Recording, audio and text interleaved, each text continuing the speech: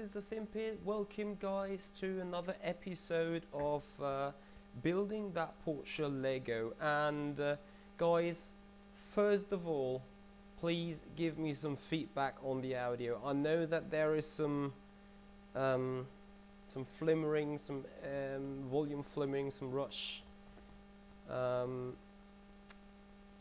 yeah, some noise going on. That tells you that the microphone is active.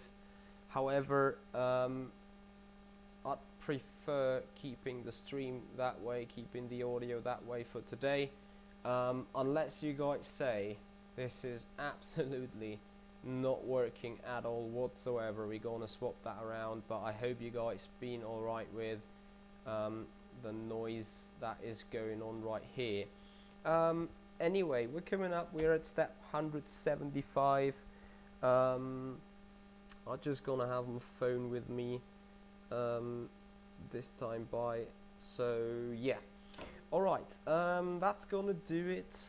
We are coming back to step 175. I think that was the last thing we did. Let me quickly check that up. Yeah, we put that through the fronts. Yes, I actually remember having a pain in the ass to find that missing piece. Alright, we go on a 15 hole, and please excuse me still not being finished. I mean, I told you guys I'm gonna do this live, so here we are. 4 of those, perfect. This like that. Also, you guys feel encouraged to get into chat interactive, feel free to get a discussion on, feel free to fire your questions to me, whatever you wanted to ever know. This is a perfect spot of time in order to have a chat, so put that on the fronts. Come on. Right, 176 done. 177. It doesn't really make sense to put the car aside that wide, as we need to have it for grabs real quick. Yeah, Adam, that is why this desk is pretty much not operated at all lately, which obviously is a little bit of a bad story, because, you know, girlfriend was around and we wanted to have a film, and I was like, yeah, you know, but the desk is occupied. I'm sorry.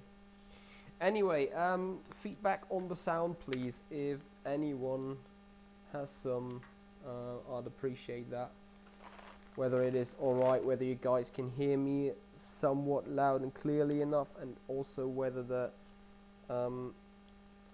yeah, the noisiness that's going on the microphone is alright. I know it is a pretty cheap one, but I think it did its job quite well at the GDR24. However, I'd appreciate if you guys have some more feedback on me,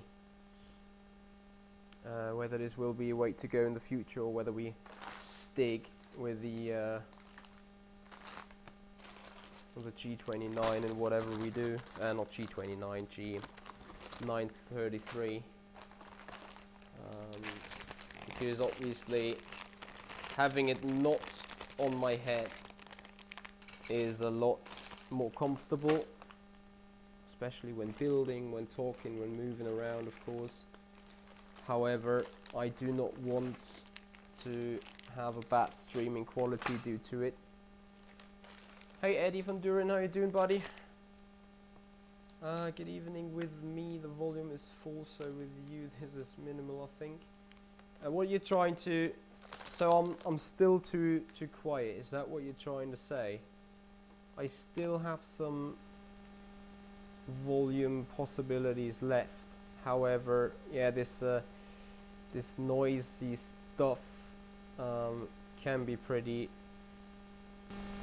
bad. I think now that is most likely the best I could get it, but yeah, I think you see there is this noise cancelling, all this noisy stuff going on. Let me see if I can somehow get this gate closed. Bear with me. Let me find if I can get some filter on it. There's a noise gate.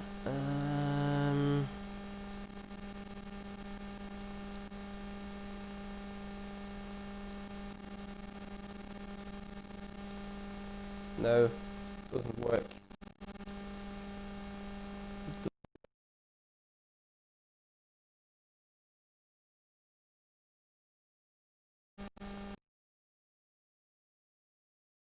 Yeah, how about that one?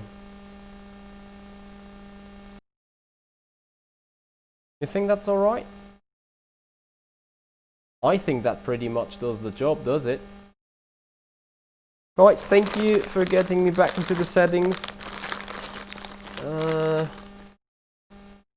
Yeah, I think that should actually do it quite well. And if you have more feedback, if you have more improvements possible, I'd appreciate that, of course. Okay, back to the topic though, building that car. Is that already opened? I think it's not. I'd be quite surprised if I didn't lose any of those, to be honest. Yeah, thank you guys for the feedback. I think sounding wise we are in a better shape now. I appreciate you guys' thoughts. So we put that here, we put that there. I know it is with that camera angle a bit bad to see what I'm actually doing. So I don't know whether it is useful to do some kind of radio, you know, putting those tubes on. But yeah, at the end of the day I decided, you know what, I started this business doing a live build up here, so you know what, I will finish it off, because I do hate unfinished business. And this will be pretty much it, what I do if I keep skipping it. Yeah, so we keep building this car live, and we will finish it live and talk about various things, whether this is our childhood, whether this is Lego in particular, whether this is motorsports. Let's talk about motorsports in between. So Lewis Hamilton has sealed off his 6th World Championship, and hats off. I've read a column where people actually were saying they have checked the statistics on Michael Schumacher as soon as he left Formula 1, and they were like, yeah, that is a record for ages, as 7 World Championship titles. Well, Hamilton is just missing 1 from actually getting this done, getting this record some sort of equalized. So he's not far off it, I guess, by all means, as we keep building this Porsche, and we're just building the same kind of stuff we just built a minute ago. So some repeat.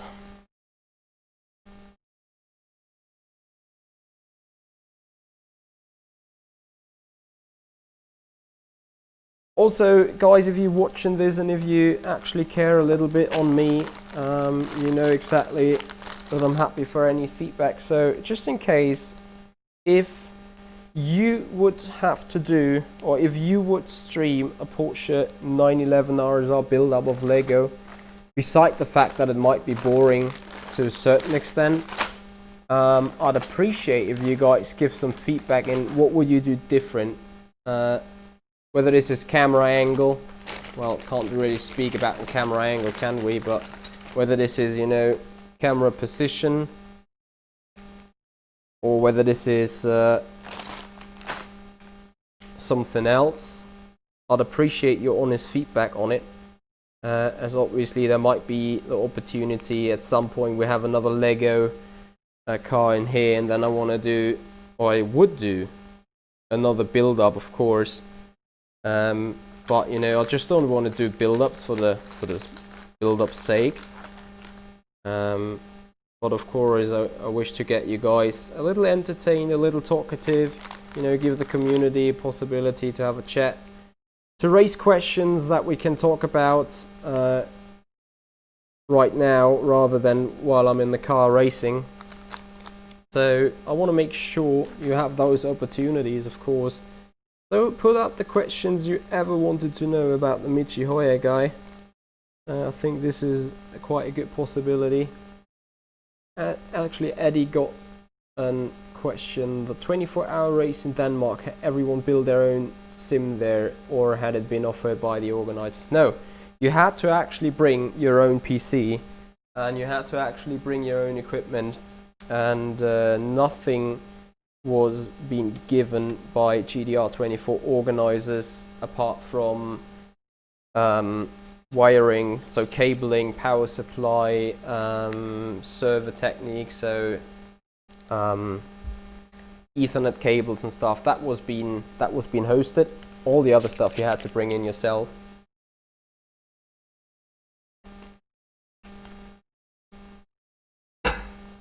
And I think that is an interesting question or an interesting opening to a question most people would probably like to talk about, which is, what is the equality, or the, you know, what is it about the having equal chances for everyone without regularities, as in you bring your own stuff. So, you know, compare the GDR24 with an event like, I don't know, Porsche, the Porsche event that was going on, and the IAA in Frankfurt, where Porsche was bringing 7 state-of-the-art simulators, all of them being equal. So wherever you were sitting in, you had the same equipment, the same chances. Or A1 Esports, where basically the same was being done with the actor races.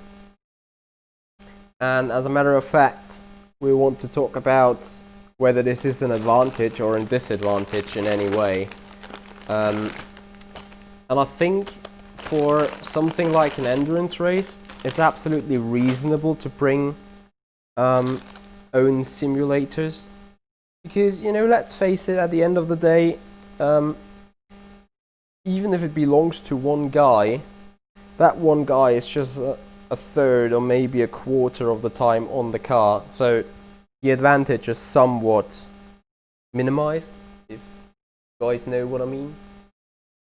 So, you know, with a 24-hour race going on, you are 4 drivers, the maximum time you are on your own stuff, or you are on your 4 own stuff, is 6 hours. So I think it equals out. However, if we're talking about something else, or some other competition where you're doing, you know, an hour of GT3 driving in a sole spot or in a sole simulator, I think it's an entirely different thing. So in that case, as soon as we talk about proper competition there, we should have identical rigs for everyone to make the chances equal. And then obviously you could argue, yeah, but if you have the same equipment for everyone, one might have that and exactly the same at home, and one other, so I was one of those guys, you know, being with a G29, doesn't have that at home and therefore has a disadvantage. Well, I guess to a certain extent you can't have the perfect competition, you can't have the perfect equality of chances to a certain extent, as there was always that risk or that danger that you know, anyone got this rig as it stands at home. So it is a difficult question, especially when you're trying to put out a competition with an online event where you bring in people, spectators and stuff. You know, things have to be spot on. Things have to be equal. Things have to be fair. And I don't think it is the easiest task for an organizer to achieve it. It's about as easy as for me trying to find that 5-inch long connecting stick.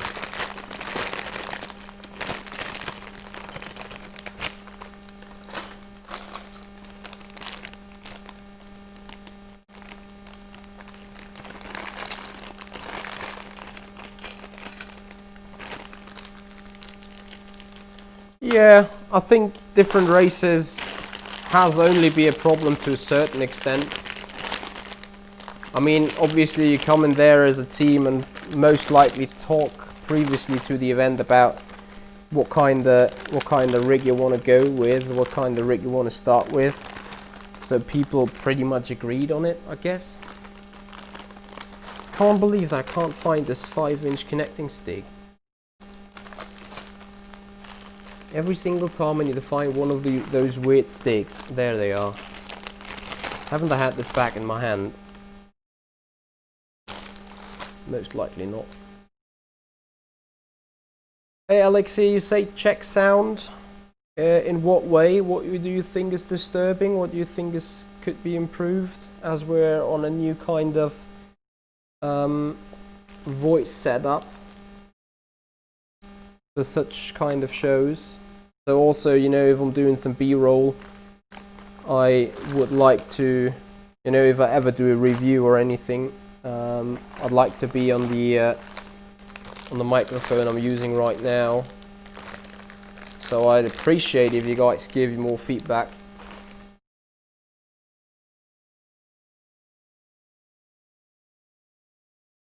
Absolutely willing to hear it.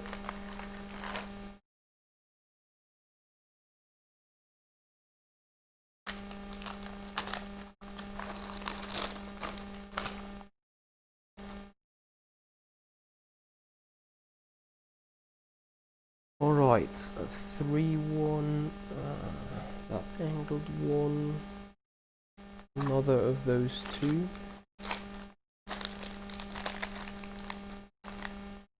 So if you guys obviously got more questions, feel free to put them out. That's why we're here, having some Lego build up and some talking going on.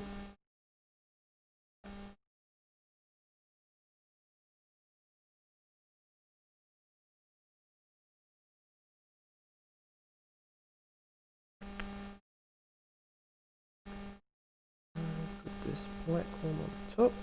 There we go. And the very same thing on the other side. I need to find another angle. That one. Yep. More of those. And another one. So Alexei, you got. Can you specify what your criticism is about the sounding, so I can have a chance to improve? Am I too loud? Am I too quiet? Am I too dizzy? So just wondering, of course.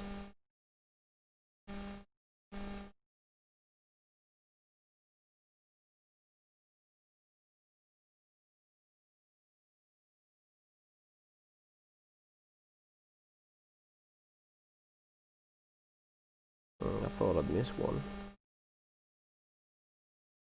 Right, so 2 short ones. One is here.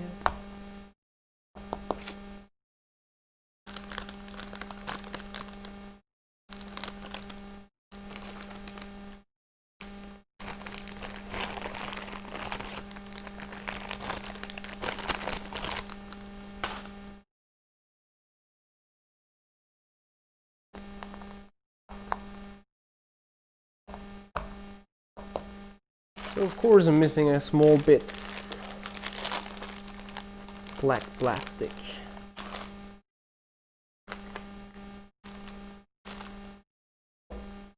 Alright. are you? There you are.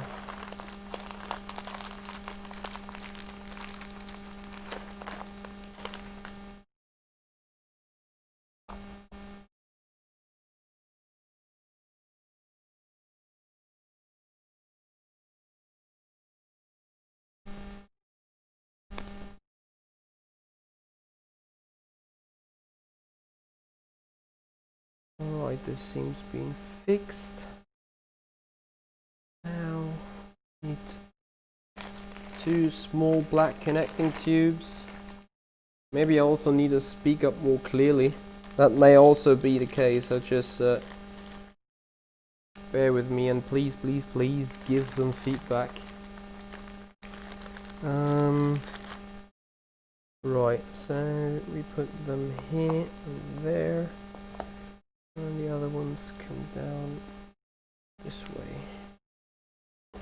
Right, that is some kind of suspension for something. Okay, so I bring up one of those boards. Is that it?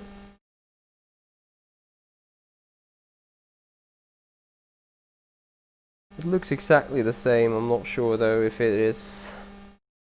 You know, there are others with a different kind of surface on the ground. Anyone at some point gonna be turned up? No, it's not.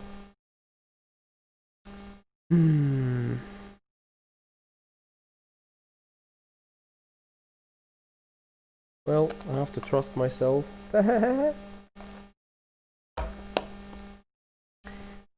And also I need to get some little gadgets, so bear with me real quick.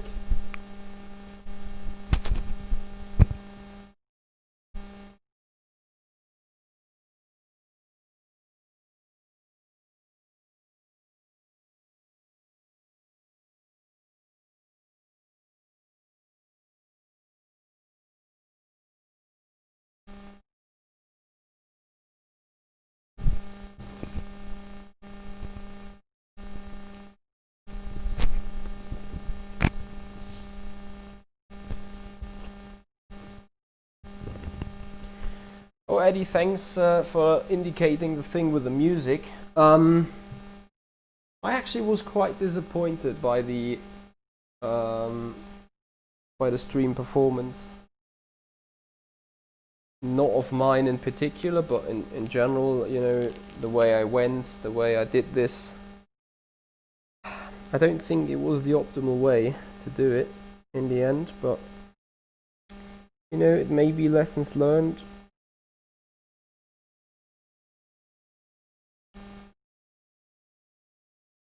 For the future.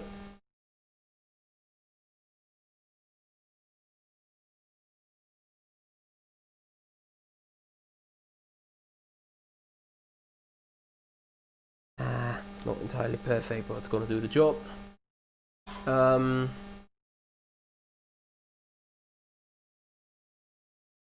Hey, that Trump is king. Yeah, I can hear you there. You're from the United States. Your nickname quite indicates that. When is the next 24-hour race? Well, I do not actually know exactly, because I heard some things about Le Mans 24 to be redone the upcoming weekend, and that of course would be a major one, I guess, but then I do not know. I'm not gonna do it with the Sim4Race guys, most likely. I don't know whether they are aware. I don't know whether they actually said they're gonna compete or whether they declined to compete. I have no idea. I heard some teams were dropping off, so not gonna race in this episode of the 24 Hours of Le Mans. There might still be chances to get in. I don't know. As far as I'm concerned, R-Factor 2 hasn't quite indicated yet whether there's going to be replacements for the guys that's not competing.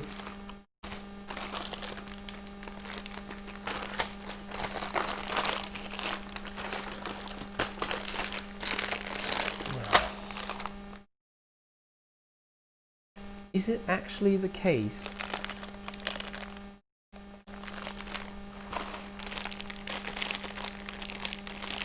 No, that's not it. That's not it. Is it this? Why do I keep mixing up those backs? Fuck me. Is there another bag elsewhere that I actually got to take a look at?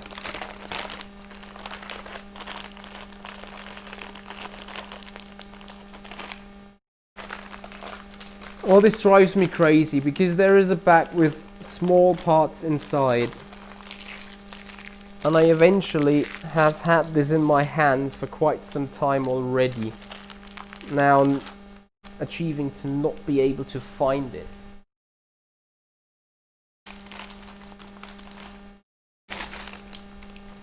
And I obviously do remember of the back because I had those parts quite often in my hands. Is it that one?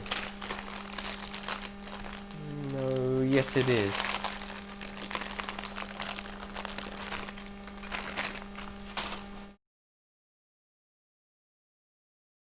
Hey Ellen.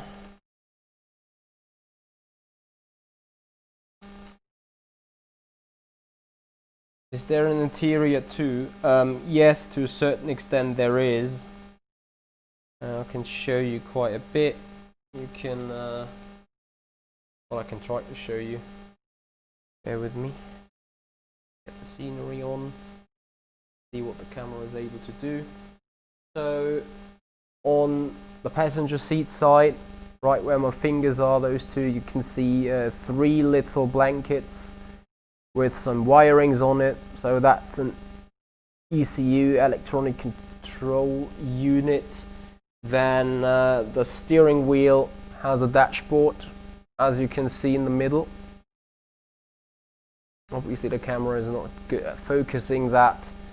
We do have a track map of Laguna Seca, so if I look into the what we can have here on the stickers, so there's Laguna Seca track map. I think there's also some rear view, some button box, so there is some little interior details on it.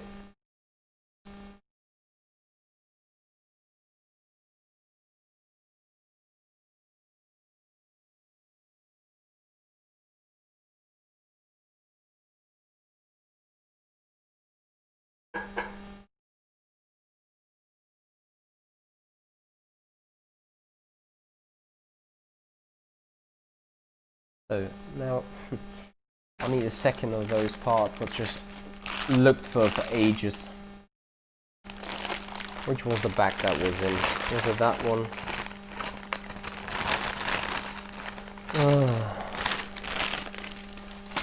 Was it that one?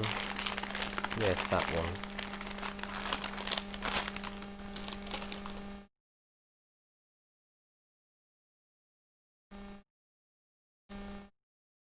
Alright, we need one of those blue.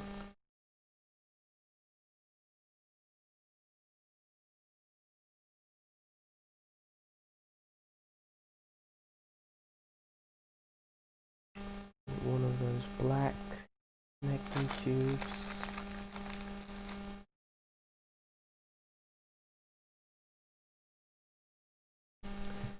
And 3-hole tube one. There we go. I think that's fixed.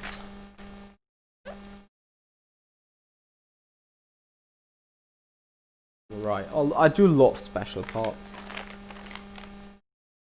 So much. They are dark grey that I'm looking for.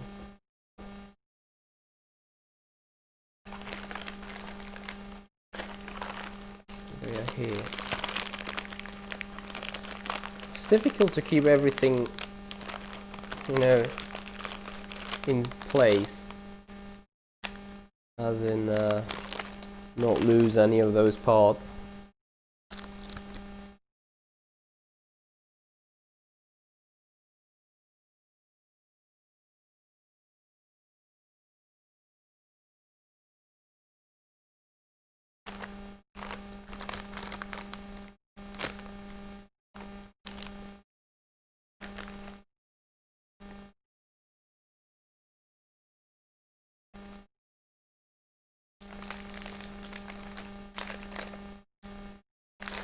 Is it inside here? It is like a small black connecting tunnel that I'm looking for. There it is. I already had my rant about how Lego has put those things together. Like, doesn't make any huge sense.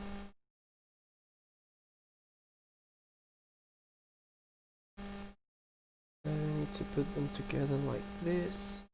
That down here.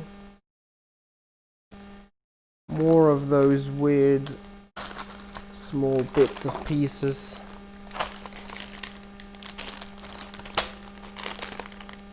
And again,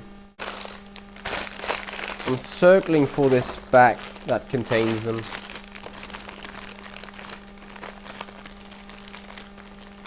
The best thing is to just put it down there, to then forget about it, that I put it down there in a minute.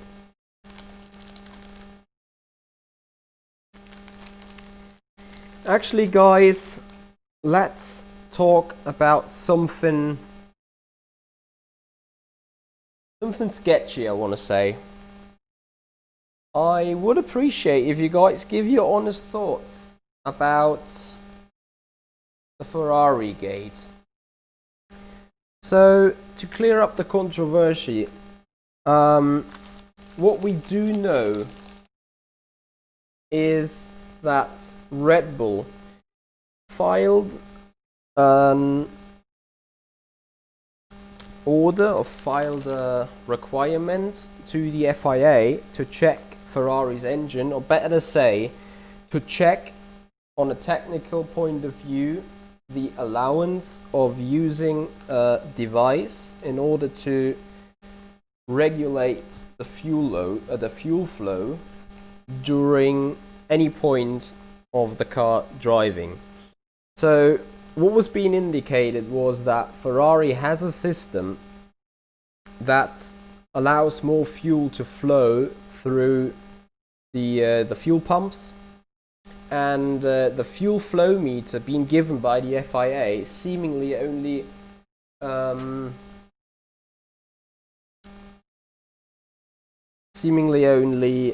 updates each and every while. So you could use more fuel in a certain moment and reduce the fuel for the moment of update for the fuel meter to check on the fuel flow rate.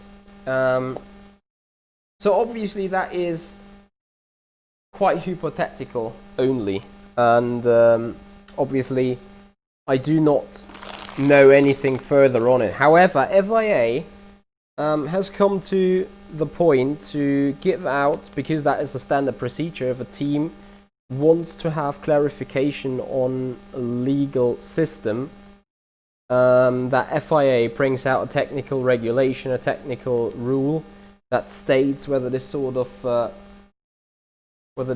technique or whether this sort of device is allowed technically or not. So obviously FIA has come to the conclusion that it is not allowed, and therefore rehearsed the teams that any usage of I don't know, software or device that is actually altering the fuel flow is deemed illegal. Now, interestingly, Ferrari, the first weekend this regulation or this technical regulation was valid or was active, was the US Grand Prix. Now, obviously I don't want to start making a thing out of it, but do you really think that the stage 2 engine of Ferrari is worth of 50 seconds to Mercedes? I don't know. I mean, obviously with Vettel and his broken suspension, that wasn't really an indication, or wasn't really a possibility to really say, okay, the engine of Ferrari is being impacted by the new regulation.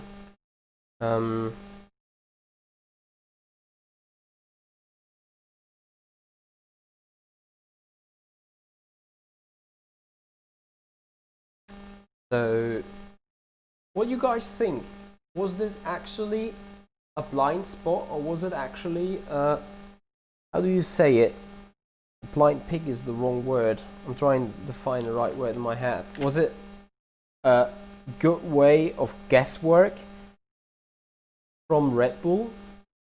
The interesting thing is, since the rules for 2021 have been approved short after the Grand Prix of Mexico, or short before the Grand Prix of Mexico, obviously there are some rumors where people say, yeah, now they had to treat Ferrari with, you know, with extra care, so they agree to the rules and we can actually move forward, planning for 2021, stuff like that.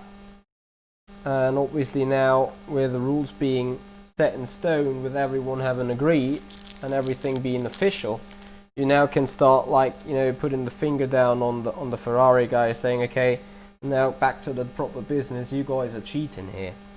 I don't know whether this was the case, I don't know whether this is pure speculation, I don't have an idea really whether this is in any way true, or in any way reasonable is the wrong word, but I think you guys kind of know what I want to say. So, have you guys thoughts on it? Jack Wall, what kind of comment you're referring at of Toto Wolff? I mean, I know Toto has been quite reserved on it, because obviously Mercedes has won the championship by a mile. I mean, they have 700 points, roughly. They will get 750 by the end of the year, I'm pretty sure about that. So I don't think, despite we are talking about Formula 1 and the most brutal business in motorsports, I don't think Mercedes want to be deemed as saying, hey Ferrari, you guys are cheating, while winning the championship by a mile anyway. So, I also do believe about what you say about the reaction of Ferrari. It is a bit weird, of course. No one of Ferrari will ever say, yeah, of course, well, we cheated and now got caught. It is difficult to say though, because, you know, we got so many uncertain things going on right there. As I said, Ferrari's suspension fail on the only car that has the Spec 3 engine going, stuff like that. So, you know, it is a bit sketchy to say actually everything right there. So I don't really know, and at the same time, obviously, I don't want to start pointing fingers. I mean, I do not have the knowledge, have I? And at the same time, I think we all have no idea really about the business that's going on in F1, or that's going in motorsports in general, as in the business being extremely brutal, I guess. A lot of politics going on, a lot of, like Sean Cole would say, shenanigans. I know you guys be a bit triggered by me saying shenanigans. But I kind of guess that you kind of know what I'm referring at to.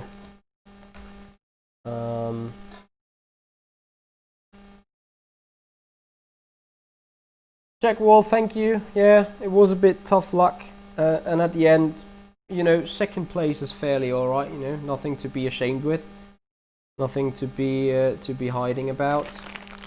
So I think at the end of the day, we could go off the field, could go off the arena with the heads held high, saying, yeah, we tried everything we could and didn't work out.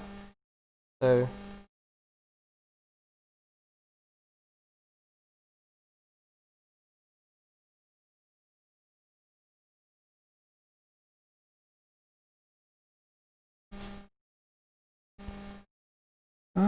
so I'm missing once again one of those special connecting edges.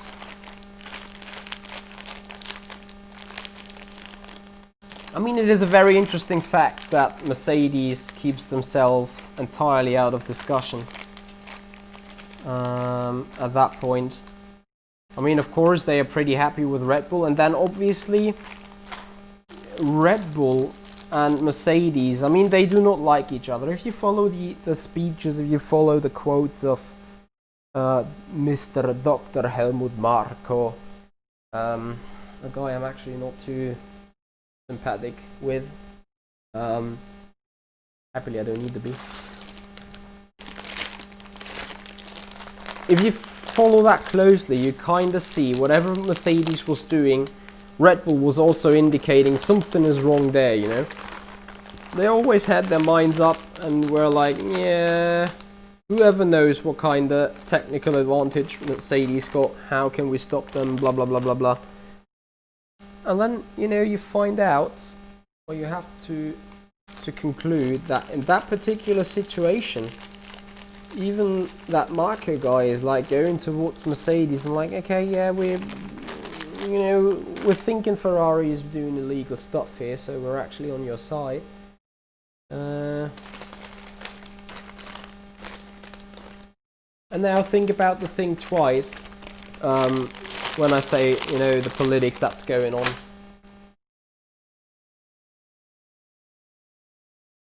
Yeah, Eddie, I agree, but you know, thinking back of everything, who hasn't done that yet in the past?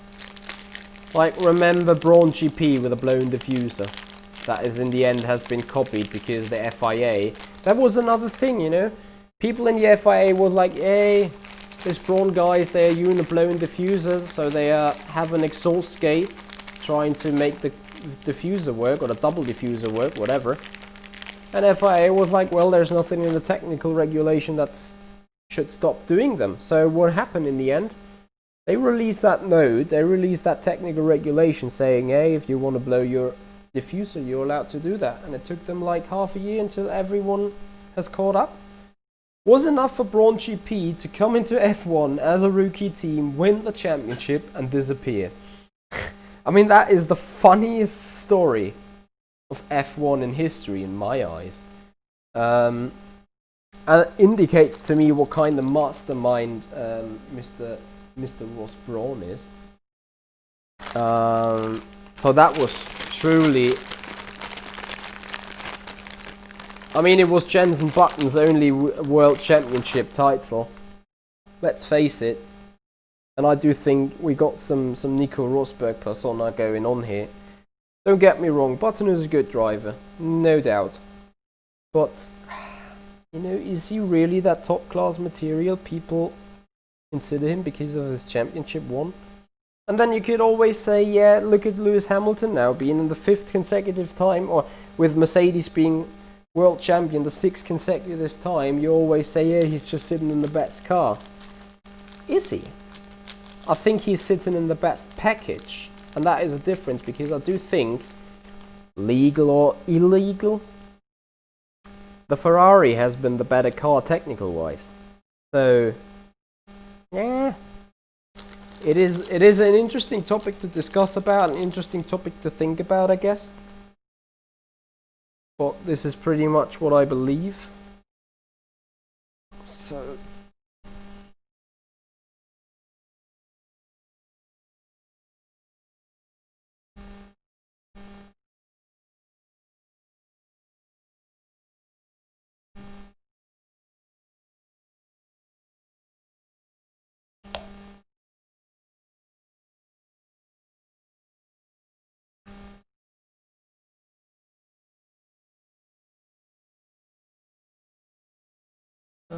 Red Bull are not in the same group as original teams are.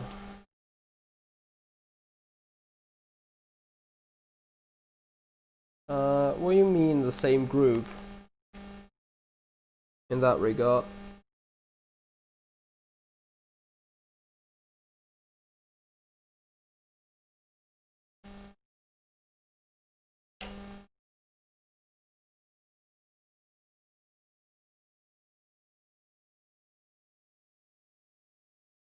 Ranking Hall's team is really hurting, and they are trying everything to get back to glory. And at the same time, doesn't everyone trying to do that? I think, look at Renault.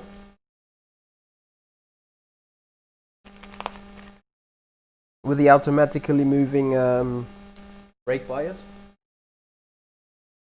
Isn't that the same thing? Trying to get back to glory, trying to get sporting advantage.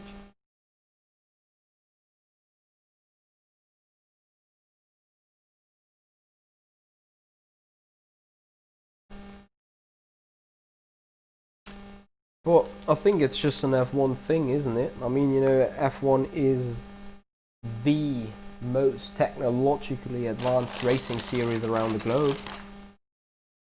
Only WEC may be able to conquer with it in the prototypes, but at the end of the day, it's just another hybrid, you know.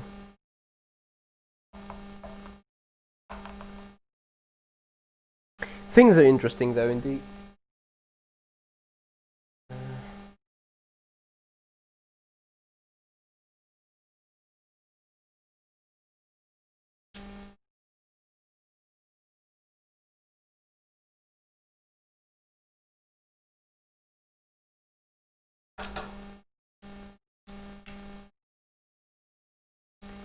This is quite some flex going on here in the back.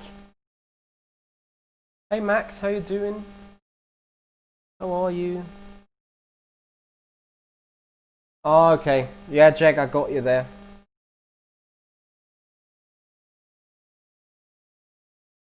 If you do something that is not legal in the regulations, then you first ask FIA if you can do that. Red Bull asked to do the same as Ferrari, and they said no. Yeah. Eddie, that is an interesting topic. First of all, hey there, Max. Hey there, Nikestar.tv. Actually, you said Nikestar. You did another 8 hours on that one, and I'm further than you. I don't know. I think I'm also coming towards hour number 7 or 8, so I'm quite in the same ballpark. Putting the cart together.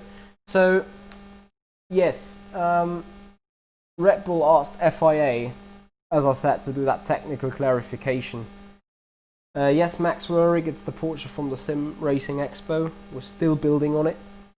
That is the normal way you do it.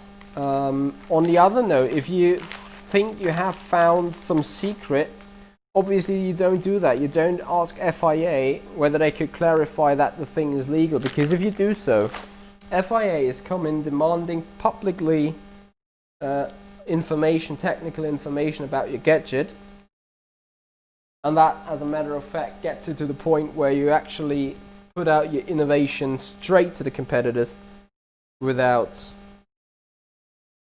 any control of whoever could or would copy or not copy it. I don't freaking get what is wrong here.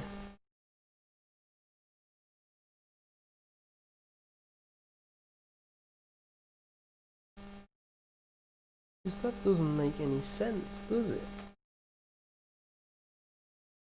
Sometimes looking at that driving instruction manual is weird. It's giving me a headache of me doing a mistake somewhere. Nikestar.tv, you are at step 204. Yes, I am at step 221, so not that far ahead, and I'm pretty sure by the end of the week you got me overtaken, because I'm just building that live, and I'm not obviously starting the building stream for just a few seconds. You get lost in detail quite a lot, I think, as in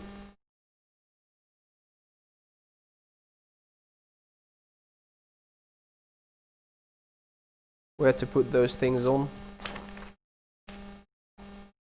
Alright, oh dear. Another special thing. Happily, there it is. Is it better to ask for forgiveness or ask for permission? That's Jack, it's absolutely fine. Keep the discussion going on because I think it's a very interesting one. Well, the thing is, I think FIA handles this with a lot of gentleman respect. Because technically, if they deem the system Ferrari is using or not using, whatever, we don't know, as being illegal, and if they find out something that's been deemed illegal being used on a car lately, I mean, they could disqualify you, can they? They did, and this is the general rule about it. The FIA is very much political about that. They are not straight going out and disqualifying people. They are checking. They are then publicly announcing whatever system to be allowed to use or not to be allowed to use, and then stewards take over because, you know, stewards being not controlled by the FIA in order to have this independence thing covered, and then stewards decide whether to disqualify or not disqualify. So what Red Bull did was you can say the gentleman rule or the gentleman procedure towards Ferrari, saying, okay, dear FIA, please have a look whether the system Ferrari is using can be deemed legal or not legal. By that activity, FIA, you know, checks and states whether it is allowed to use and gives out a justification for future steward decisions. However, if we're looking into Suzuka, what has been done differently in that regard was, you know, you remember Renault being disqualified in the end because of that braking system? Because what Force India didn't do has been being gentle with Renault, because Force India was saying, okay, we got a clear rule violation there to our understanding, and we're not even going to ask the FIA whether it's allowed or not what Renault is doing on the brake bias, but we straight away head to the stewards whether they check. Stewards check, find Renault to be wrong within the regulations and disqualify them from the result. That is the very same thing that could have happened to Ferrari. Like Red Bull could have like said in Mexico, please stewards, have a look into engine of car number 5, engine of car number 16. If they would have had a look, came to the same conclusion that we're talking about illegal things going on, they would have been disqualified from the Mexican Grand Prix. So, as I said, F1 is a lot about politics and what kind of instruments you may not use. You know, what goes around comes around to a certain extent.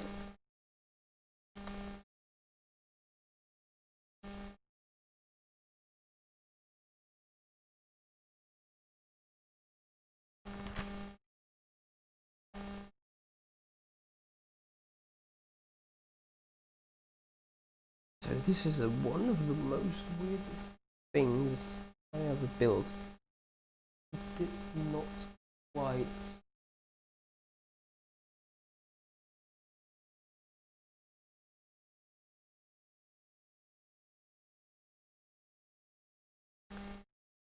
so guys. Yeah, I would have already placed it wrong.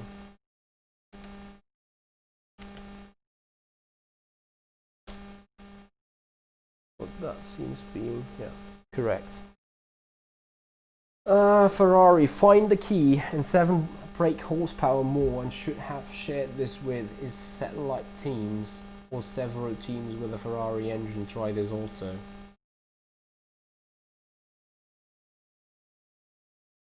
That brings me up to a very interesting thought, because what you're pointing out here is, I mean, factual true.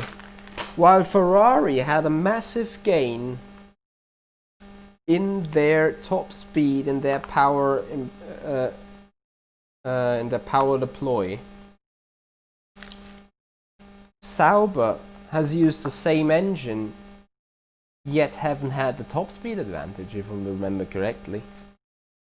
Could someone clarify that? That is more into the statistics of F1, because usually I don't give too much a damn about the actual top speeds, but I think that may just be the case.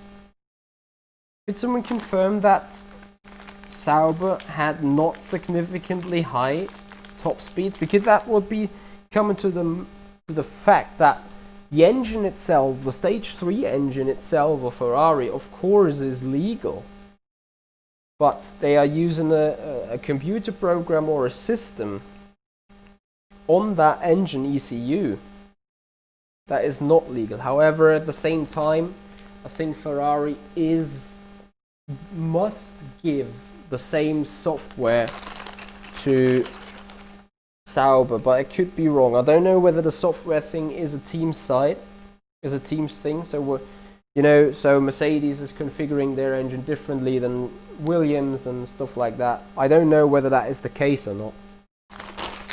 I need to admit I'm not too much into the technical regulations of F1. Shame on me.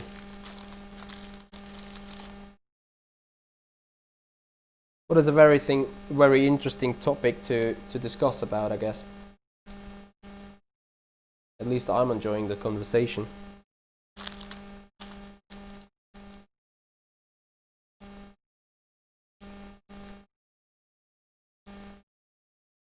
So Greenplace is saying that it has something to do with the aerodynamic design of Ferrari. Could you specify that a lot? Greenplace, you mean the top speed that was coming had to do with aerodynamic setup of Ferrari? Is that what you're trying to say? Because in that regard, I'm not very sure about that, honestly. Because I'm not too convinced. I mean, 70 brake horsepower more, yes, is a top speed advantage on the straight, no doubt. And at the same time, running so much downforce, I don't know whether that is really possible.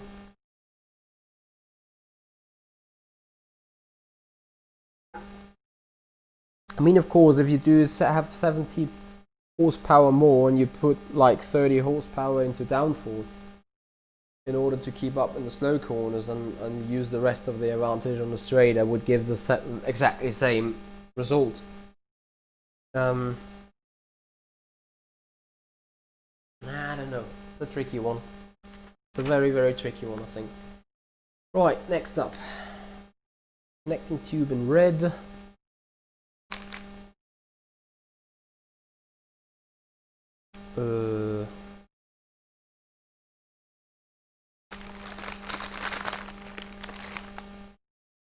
Yes, Max, I'm quite some F1 fan. Like, I thought after the era of Schumacher I stopped watching it, but you know, I kept going for some reason, and I don't regret it. I know people are saying the sports is boring and blah blah blah blah, but I think, how do you create intense and eventful racing, you know? Given the aerodynamics, given the physics and everything, it is not that easy, to be honest. And I know F1 is trying to do a lot with that strategy group, trying to create actual race fairness and equality among the grid, but you know, it's not going to be easy, is it?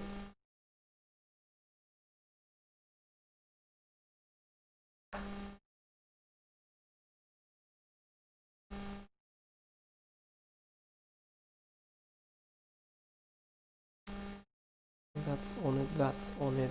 Where to put that though? Oh, that most likely becomes the door.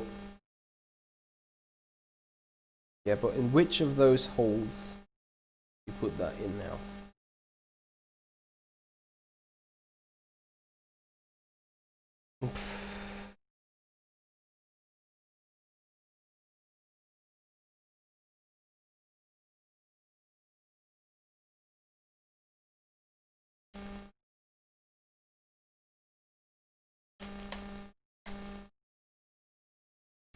Needs to be that way.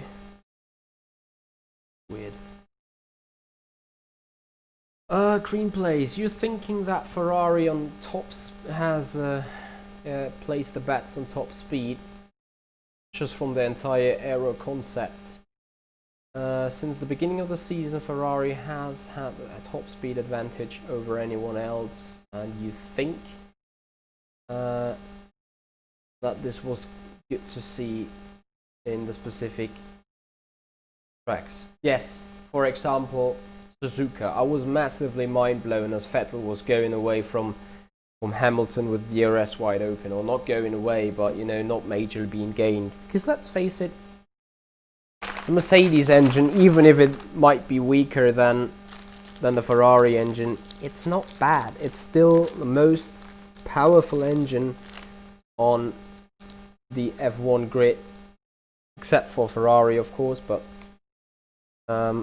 just saying, that was massively surprising to me. Not surprising, it was also a little bit worrying. I mean, no offense to anyone, but I think you guys know exactly that I'm a massive Mercedes fan. Whatever racing series this is, German DTM, GT3 cars, whatever. I'm a massive Mercedes fanboy. I feel guilty for that. So green plays, where it comes down to downforce, they had no pace apart from Singapore. No clue why they had the pace there. I don't know either. I do know that they had issues, that they had a lot of issues on tracks with low speed corners, like Sector 3 in Barcelona. I think that has been the clearest issue of Ferrari, or it showed the issue of Ferrari the very clearest in Barcelona. Sector 3, like they would have been off ages there. Now it became too obvious, the difference of just the Ferrari and not the rest of the field being powered by Ferrari engines, I guess. Only more power on the straight is strange. Yeah, I think there was something going on. Whatever there was going on, you most likely never find out. All that you could say, obviously, is we will find out whether anything will be changed. Whether, you know, I think it is safe to say, if Ferrari will be not up to pace, not have the leading edge over Mercedes in Brazil or over Red Bull, I think it's safe to say that whatever people have found, it was cheating. Yeah, I think that is a safe bet you could do.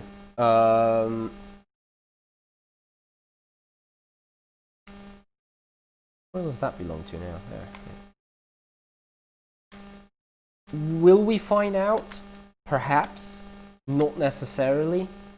Will they maybe, you know, have something else in the back and say, okay, if you disallow us to do that, we're simply gonna do that? I have no clue.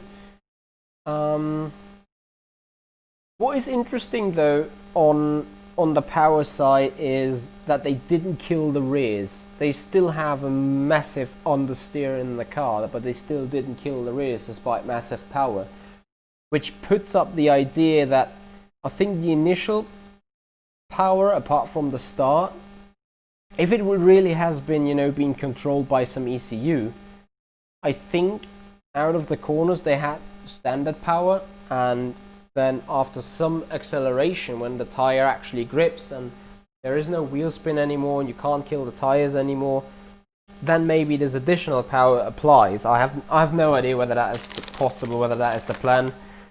But yeah, in sim racing, after exploring the possibilities of SimHub, I know what has been possible on the sims definitely been possible on the on real life racing as long as you stay within the boundaries of the physics. But yeah, speaking about software, I think there is nothing that is not possible in that regard. So I don't want to say it's pretty obvious, but it is pretty obvious, isn't it? Right, we're approaching step 239. It's getting there. The lesser part it gets, the more easy it gets to find the things.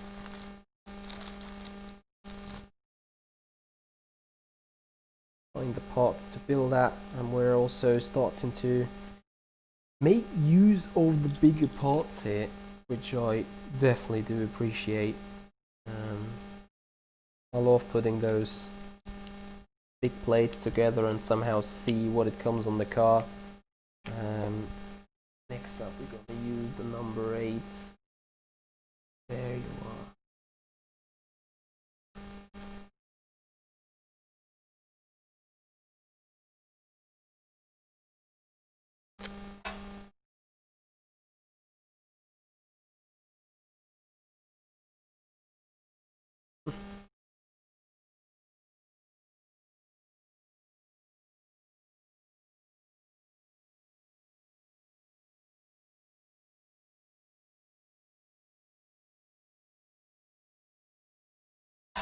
It is a very controversial thing though, in general, I think.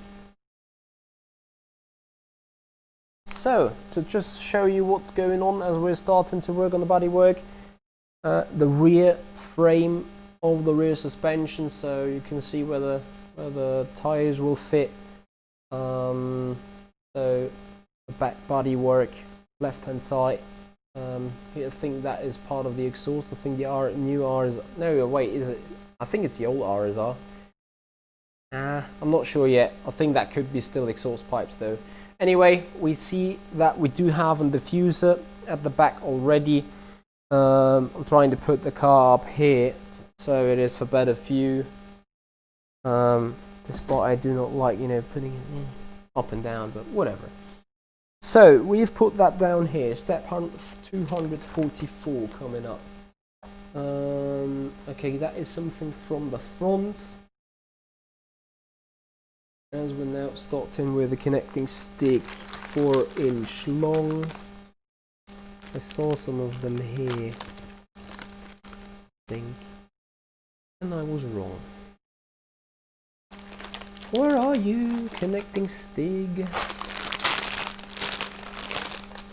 Now this endless search of connecting sticks is involving again.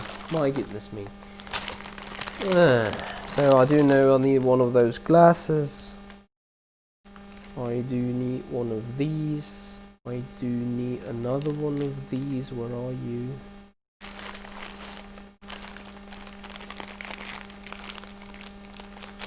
No, I need a different one.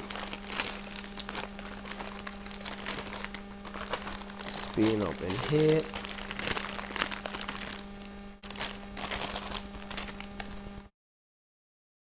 Where is that connecting stick?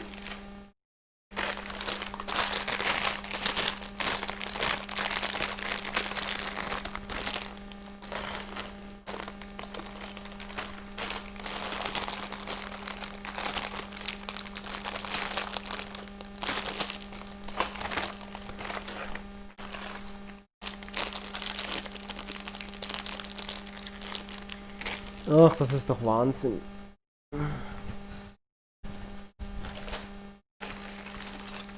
So now I'm coming back to the facts of not finding the stuff I do need. Come on. Where are you? No. Not in here, not in there.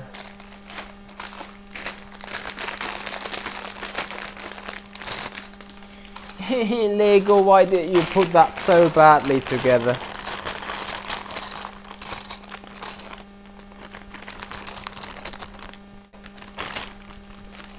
Wasn't the part I was looking for, but I know I need it. There they are. Sometimes you barely see them.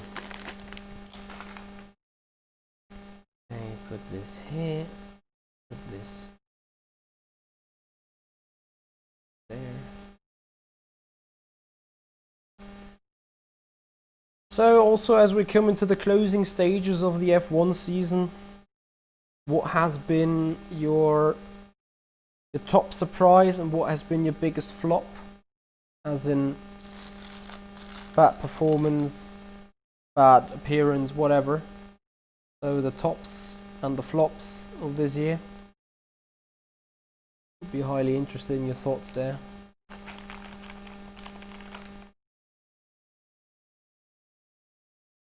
Yeah, you're trying to say good night, everyone, Jack, right? Good night, buddy. Have a good sleep.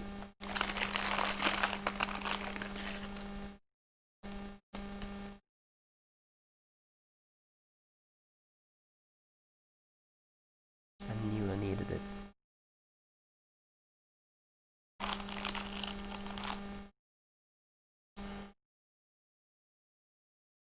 Anyway, coming back to the fact, how's the sound quality for the streaming purpose? Is it alright? I hope it is.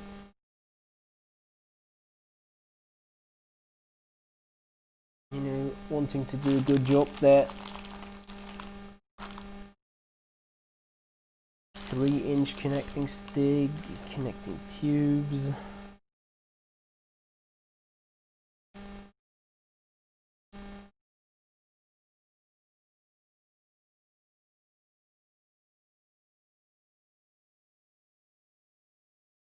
Green plates top, Honda engine in the Red Bull, flop, Ferrari first season half.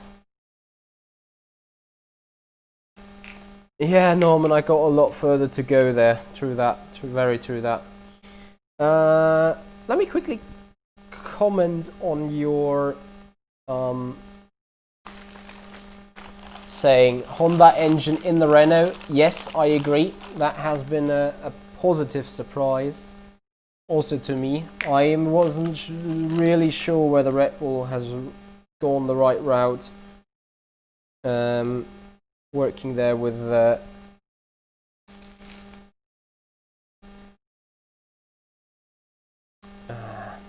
Honda. Well, isn't it actually the case? How much Red Bull wins we have and how much Ferrari wins we got? Aren't they identical? That would be something to check, I guess. How many wins Red Bull got? I think at least 3 or 2. And how many wins Ferrari got? I think definitely 3.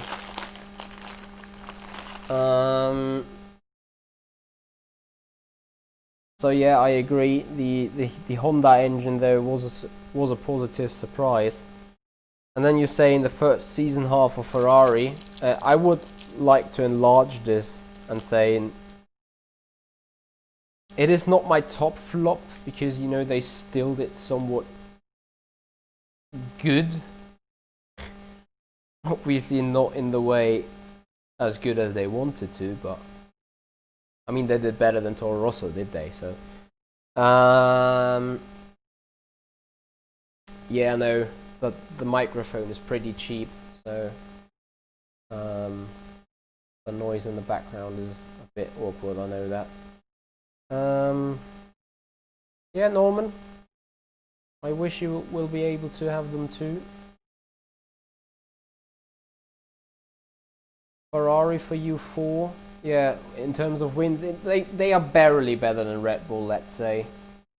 Yeah, in the constructors, I think there's quite some big difference because have you noticed that whatever race it is, either it's Max Verstappen or it's Alex Albon that is being at the back of the grid after lap 1. It's so funny to watch that because it actually happens each and every race. Poor them, but what you want to do, right? Maybe it's about taking risk, I don't know. But I found them always to be at the back of the grid for whatever reason after lap 1. Interestingly.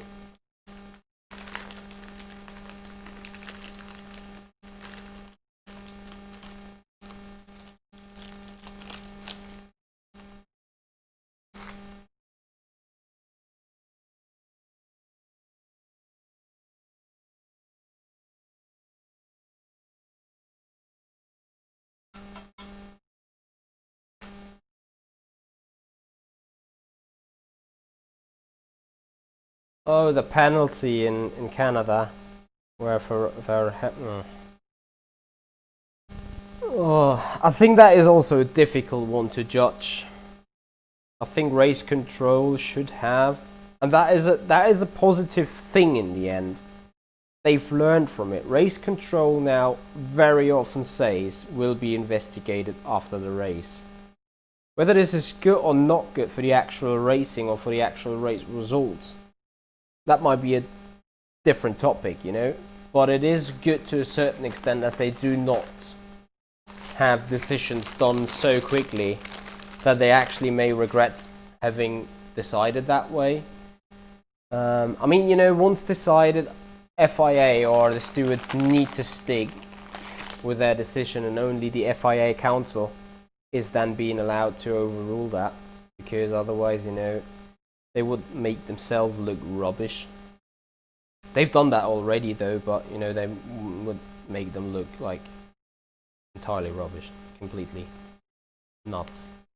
So therefore, I think it's pretty obvious that once decided, there's a point of no return, you know. So that is at least what I think is sometimes going on. But yeah, there's a few things that you could argue haven't been a penalty. So, I mean, then we were speaking about Spielberg, A1 ring, Leclerc versus Verstappen. That wasn't a pen. Yeah.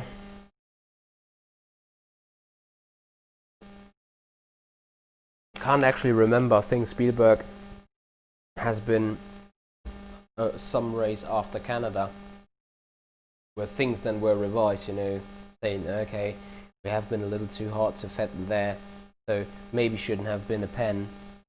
But then, obviously, again, it was decided against Ferrari as they were battling it out for the lead there.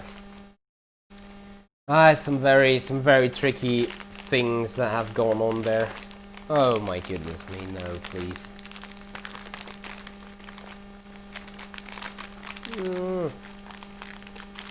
For God's sake.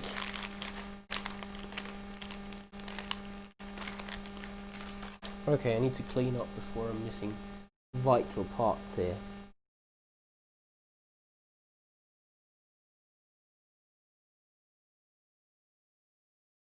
Why do I have tools? Some kind of tools here in...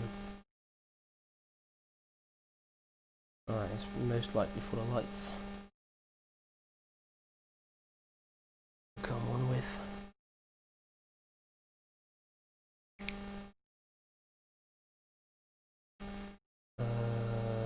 We are...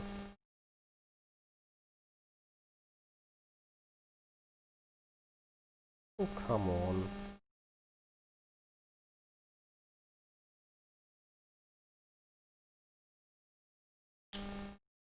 That's not right.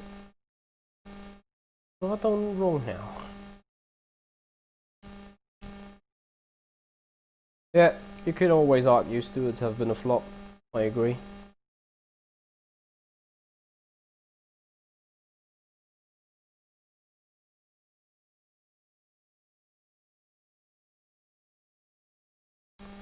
Well, if you're using the wrong part, this is no wonder that it doesn't fit.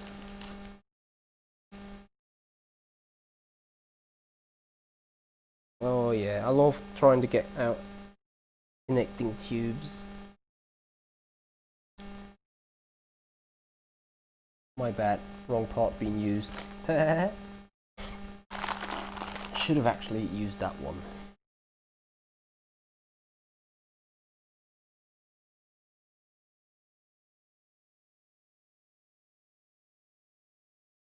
I don't know. I think stewards have been worse in the past. Oh, fuck me. Again, wrong. I think stewards have been worse in the past. Like, it has obviously not been the most glorious decisions out there. But at the same time, I think it could have been way worse.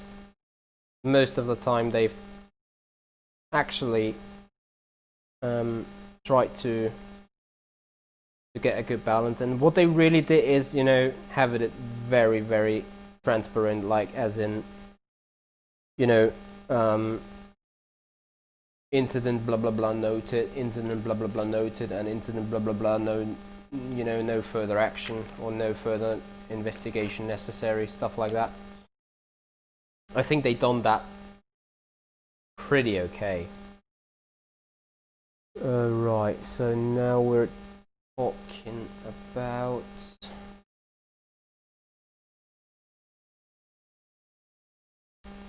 get this on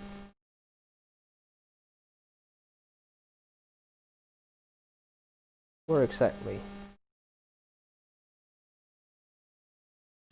No, for God's sake.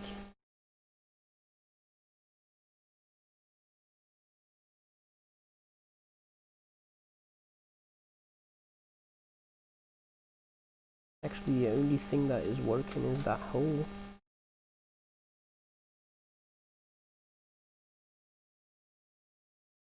That'd be right.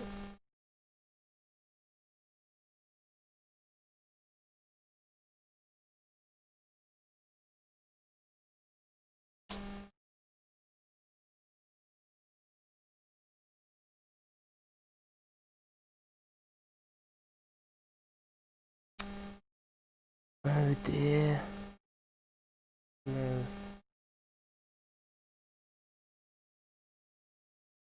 Oh, I love that. It needs to be this. Yes.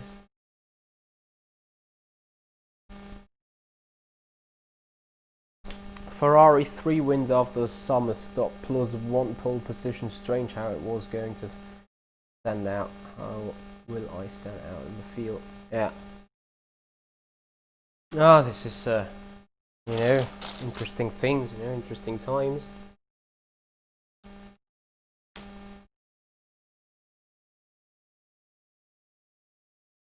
Alright. 256. Boys, we're getting there. You slowly can see that we're building a car.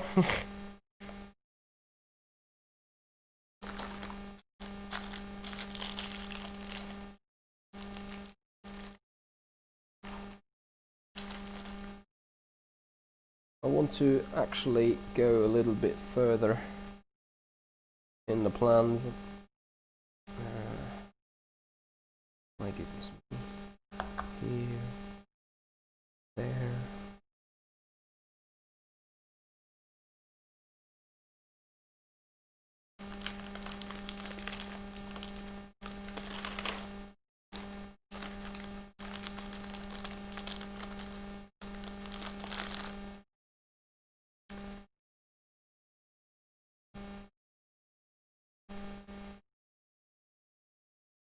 Come on, Michi, be careful.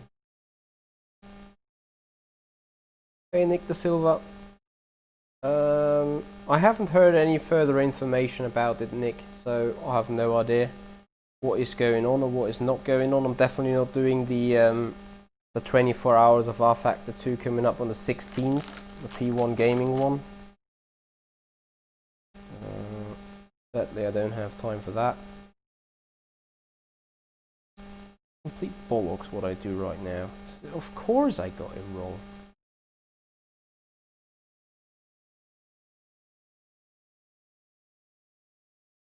Like entirely. Nick, are you gonna do it? As I said, I have no idea about what is going on. I don't know whether teams received the mail or no clue really. So if you want to help me out in the dark, feel free to do so. I at least have no idea. Okay, so that is need to be put on most likely together with this. Come on, get in there. Yep. Looks good. As I said, it's slowly looking towards we're building a car. Okay, we even go further. The long connecting tube is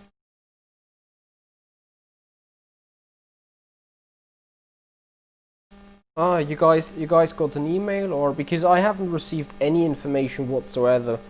I checked the social media pages, but nothing is there either. But that might be just, you know, because I haven't filed a team back then and was invited to be part of one. Yeah.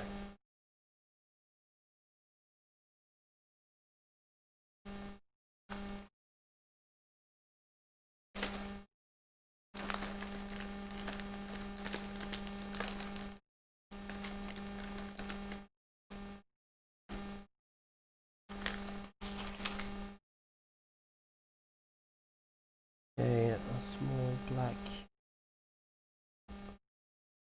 Where are you? Oh my goodness.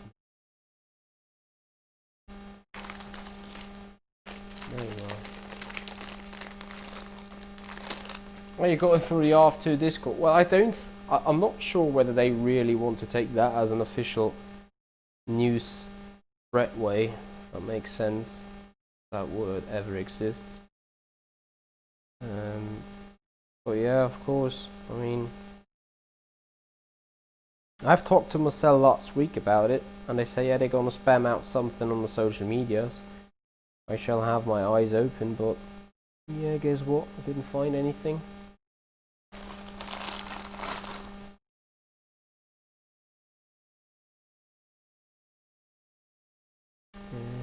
Okay. Yeah. Put that there. Oh, look at that. That is seemingly the inside door where we have the track map on it. I show you guys that in a matter of minutes, a matter of seconds, most likely, when I'm going to put that up.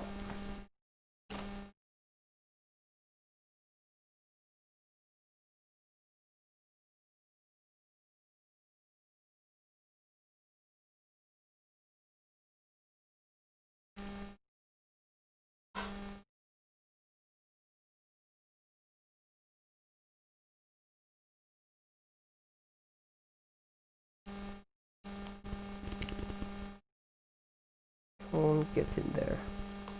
B. Lewis. No. Come out.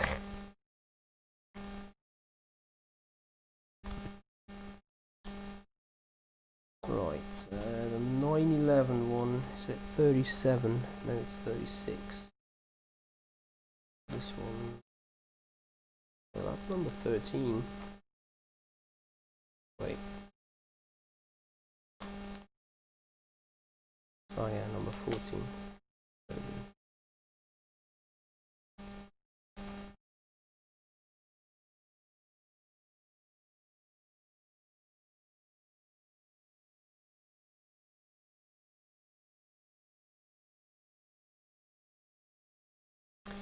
So this is the inside door, or well, the left-hand side door.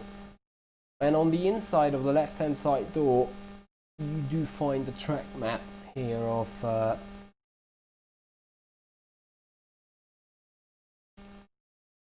Laguna Seca.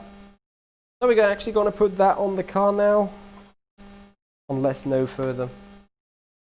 Okay, we're not going to put it on the car now. There's further activities to be carried out.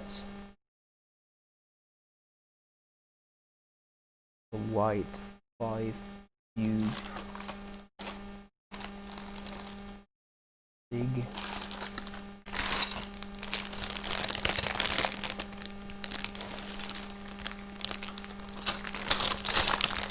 Not in here, but down there.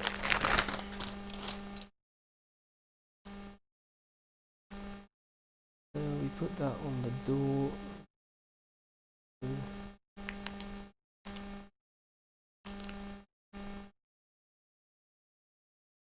Yep.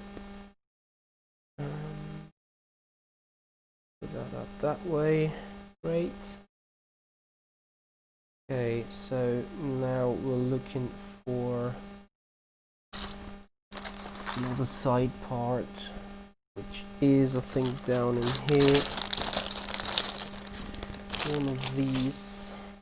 Yep, that looks good. Number 7 to be put on it.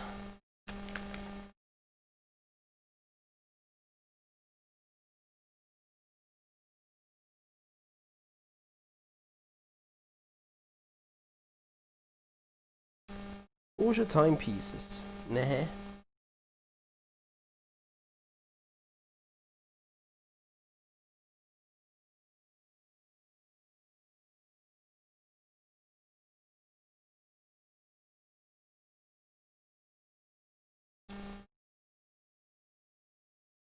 Yeah, it's alright.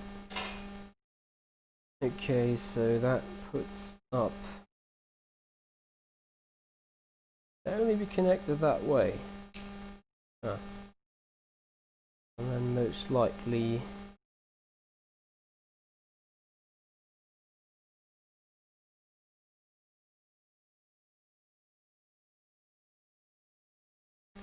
It doesn't give a lot of stability, does it? Anyway,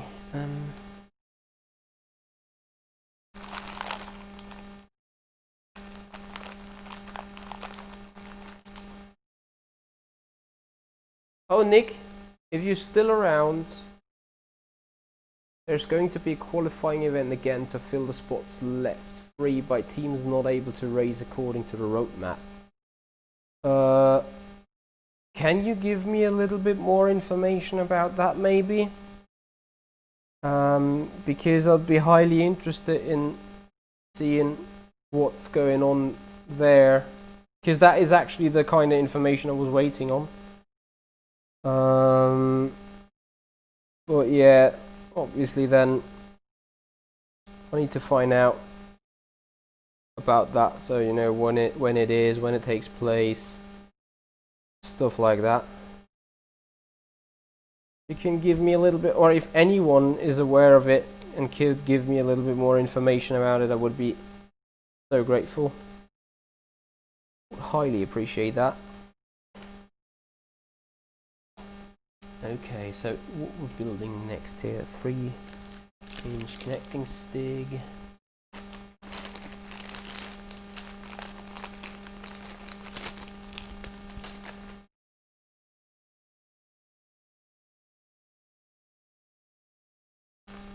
I know that those spots be required now.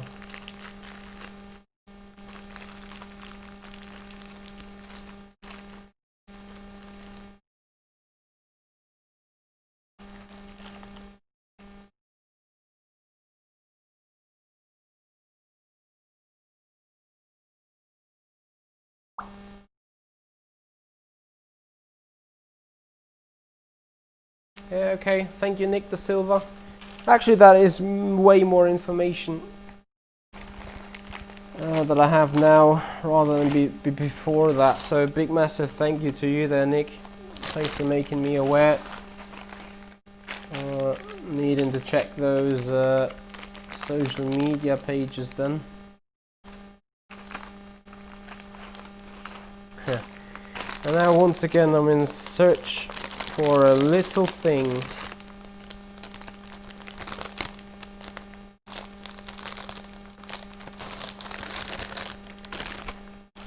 All those little parts, they make me so grumpy. There it is actually.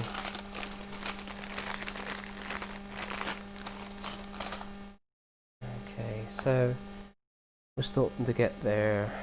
This puts this, that on top.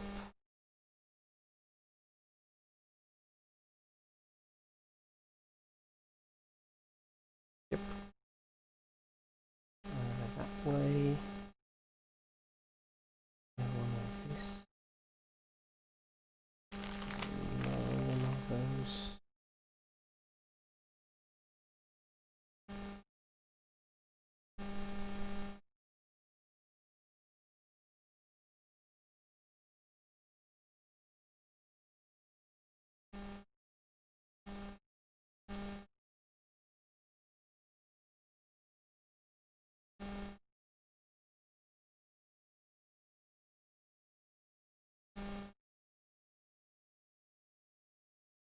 28 and 29.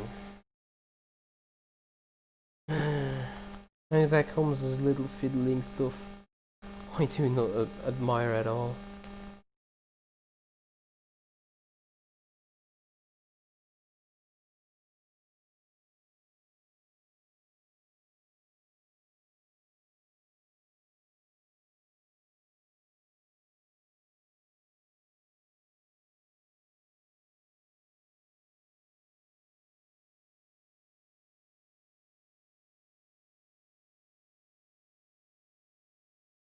Looks weird, but okay.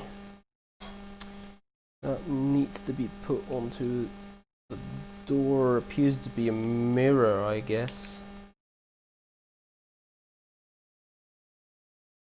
Or something similar to it.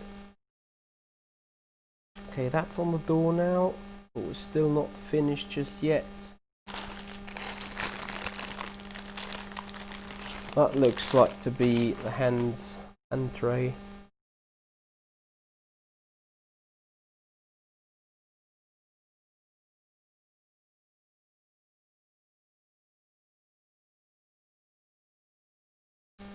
So that to be put up there. And then a long black stick. The sticks are down there. Yep.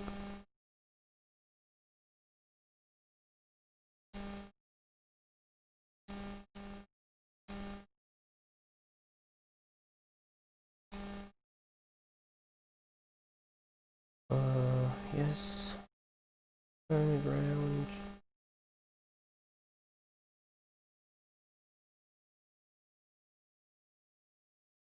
Hey, where are you? There you are.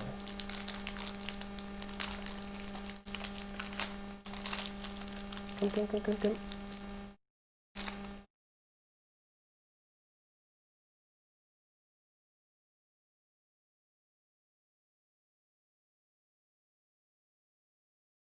So guys, again, for those watching, try to put yourself into the same situation than me. You got a Lego thing to build up. What would you guys, or how would you guys do it? I'd appreciate if you give up some, if you give me some feedback on it, as in how you would have it camera wise. So I know you cannot see everything I do. I know that this is an issue to a certain extent, and at the same time, how would you guys do it? So if you decided to stream a build up of a Lego Porsche, how would you do the business? What would you think I could do better? So that is to open the door. Can we actually put that all together?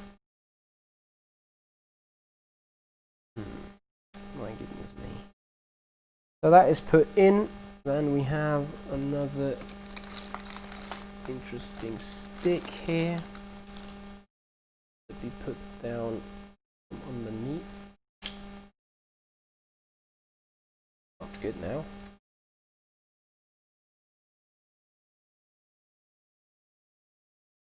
Apart from the fact that it doesn't stay to the very inside. Got some flex on it, as you can see. Pisses me off slightly. Oh, I want to have this entirely closed. Most likely not possible thanks to parts, you know. Now it is closed. Okay, I'm gonna deal with it. I'm gonna leave it away. Okay, so that is in. We're at step 269. Still moving onwards. I saw some part flying. Yep, I do need this. By chance.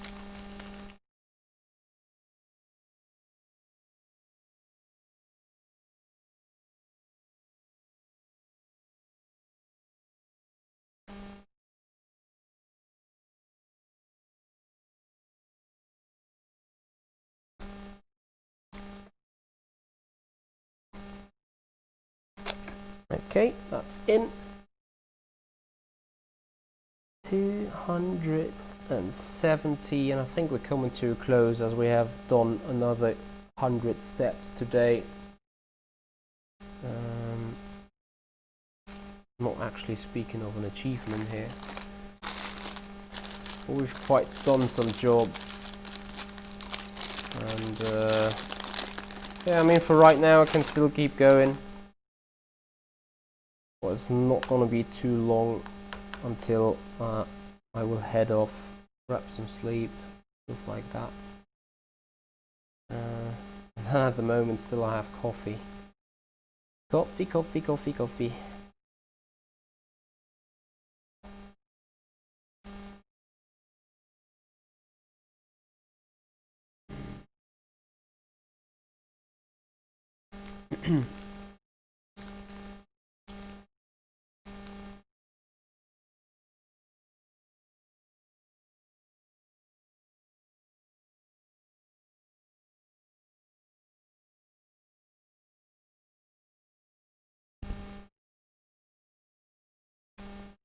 Where are you?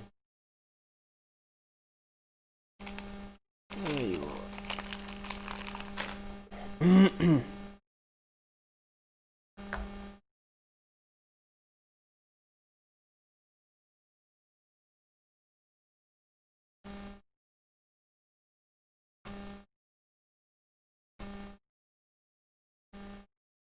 Yep, that is fixed.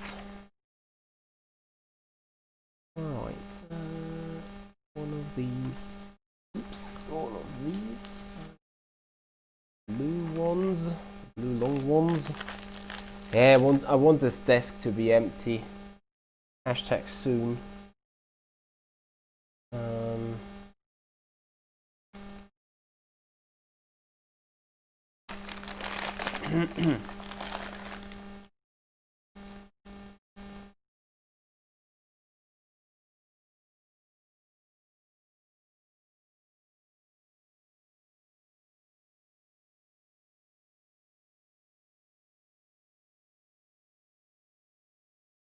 Yep.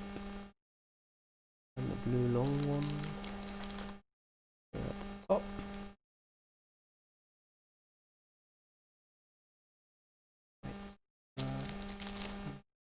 Another one. Put them up here. Yep, other car, I'm still putting it all together. It takes quite some while. I think we have now reached a good assembly time of 8 hours, something around that. I would need to check. I think it's part 4. And actually, I could do a checkup, hashtag soon, on what exact hour we're on. I think we're 6 hours into the build, 7 hours into the build. Actually, you know what? I'm gonna check up real quick. We are live now for an hour and 44. Bear with me. And we have done Porsche build up value of. Bear with me. Bear with me. Max, when I'm doing the next live stream, I don't actually know yet entirely. It may actually happen tomorrow if I do have the chance. So we do have, bear with me, hour and 44. Internet, come on, work, please, work.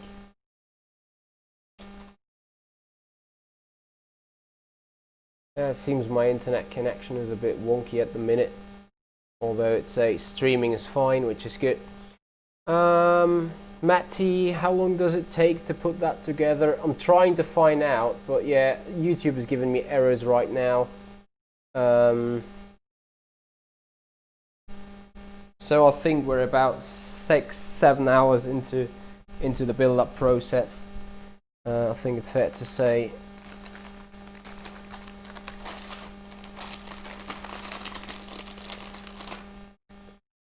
Okay, number 34.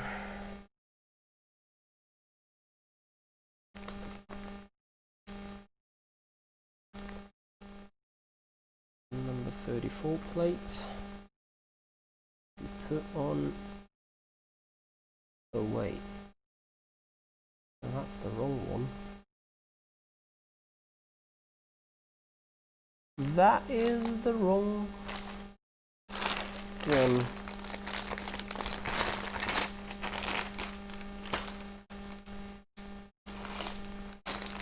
Out of which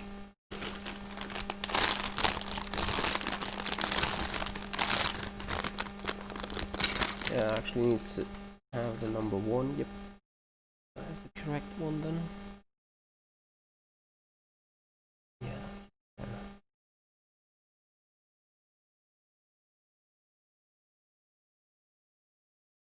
Good night there, Max.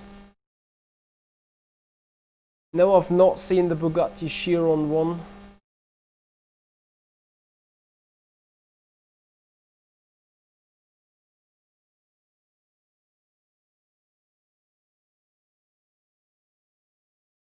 Wait, what? Your differential was not cooperating and both wheels were spinning in other directions. That is actually how it is meant to be. I think. Other car.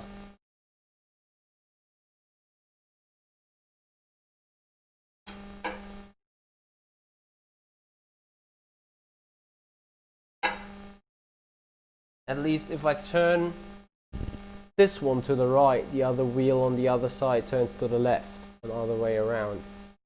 You know, that one. Left side and the other. I think that is how it's supposed to be. At least I hope so, otherwise I'm screwed. But okay, that's a different, you know.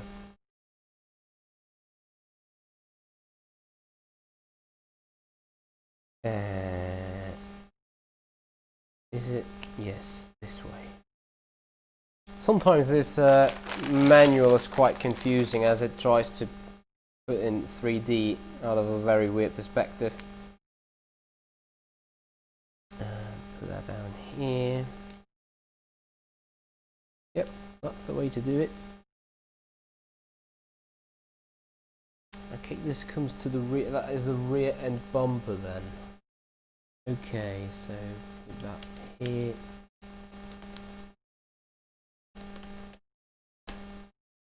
We're getting there, guys. We're getting there. Left hand side really looks good. Really looks like, you know, a proper car. Or a proper semi-finished car, I should say.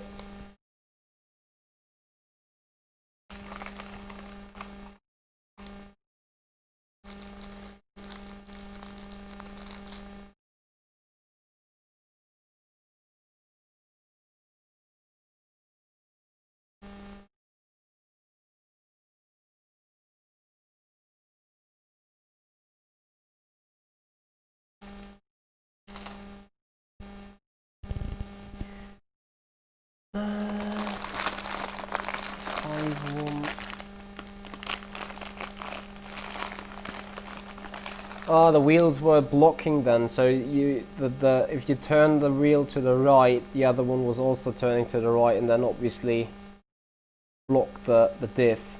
Yeah, okay, I got you there. I got you there this time. Right, where does that go to? Other end. Yeah. So.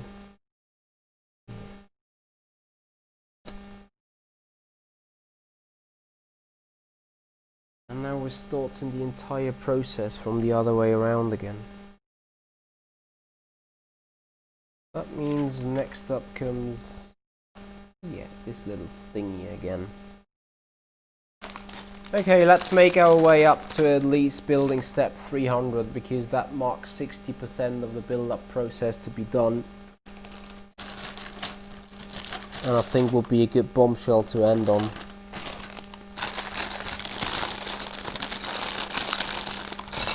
of course only if we do find the required parts. Well, this is looking good right now. One of these, of those here, those there, another short connecting tube, this one. Yes, I'm sort of talking to myself right now, I do know that. I tend doing so sometimes when being concentrated. Putting everything together in the right spot.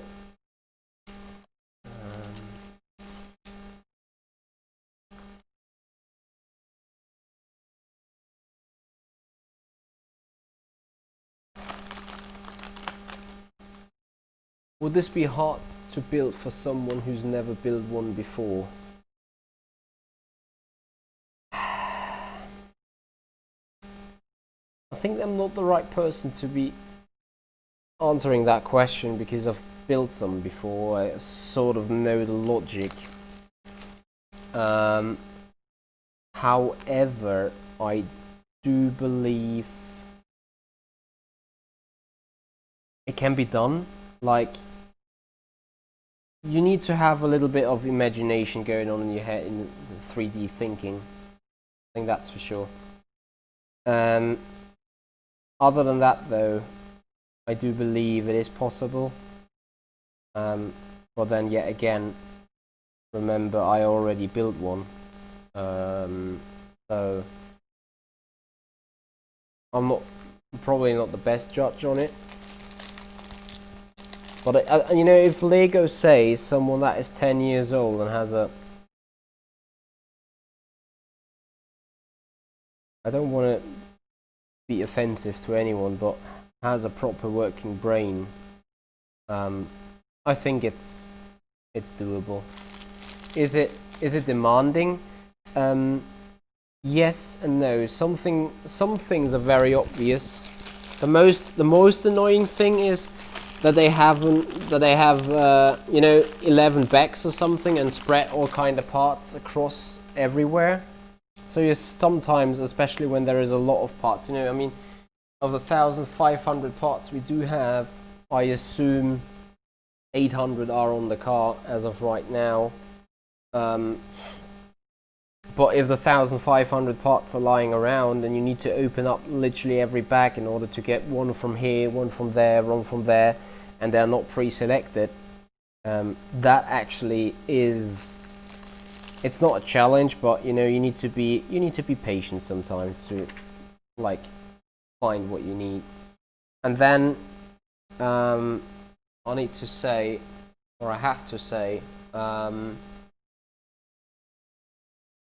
with me real quick. Yeah, this is exactly what I'm trying to come across at. At some point, you need to be a little bit concentrated and know what you're doing, what you're putting where, and why you're putting it there, and if it makes sense if you put it there. So you need to be aware of what you do at some point during the build. Being careful, understanding, actually, you know, not just like you read and just do what is there, because if you just do what is there, you can very quickly find yourself putting a little builded group into the wrong spots. Can be done very, very quickly.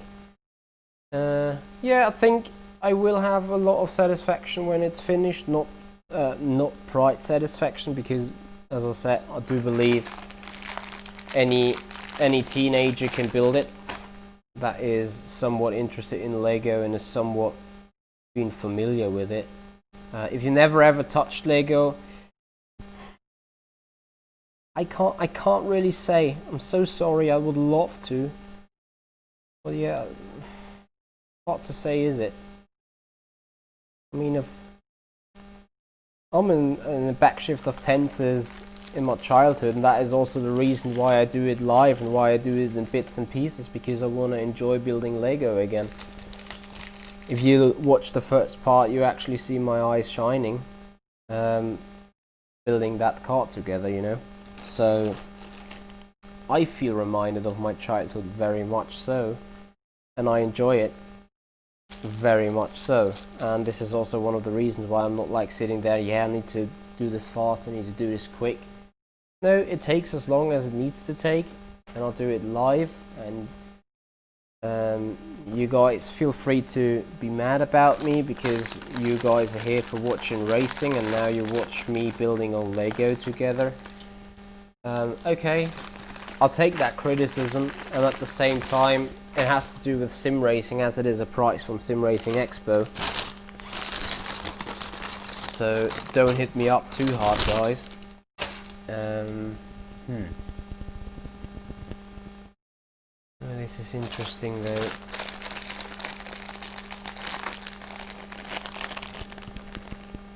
Oh, there it is. I really fell out of the bag already. So I hope you are not too pissed off with me doing such boring stuff. Yeah, I agree, Matty. I do love Lego. Sometimes I wish still to have some time doing Lego, and not because, you know, I'm childish, and not because I'm somewhat stuck in my childhood. It is just because I think Lego is so out of time. So whatever age you are, you will find satisfaction once you ever be interested in it, which is good. Yeah, Matty, I won it. It actually has been a prize of a Porsche competition. So the prize has been this set of Lego from Porsche 911 RSR. And actually you drove that Porsche 911 RSR around the Nürburgring, won a Hotlap competition against Tyrrell Lightning, so that was the prize. I had to wait quite a bit on it, sadly, a few weeks, but at the end of the day, you know, I'm happy because it arrived.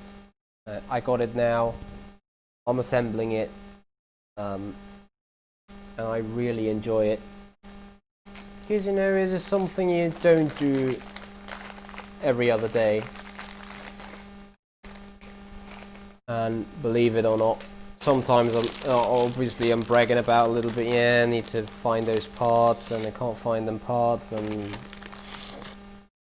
whatever, but at the end of the day, you know, I do feel that satisfaction of building something from scratch, building Lego again, and have a new model out there later on that year. So I look forward to having that. And believe me.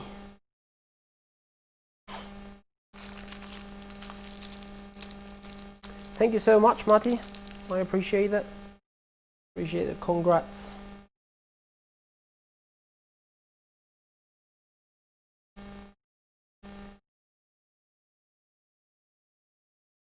Okay, so how was that? I need to put it up.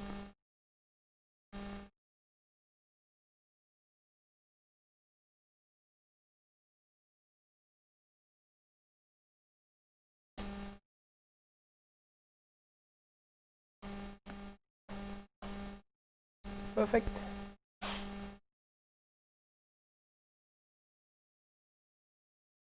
$294.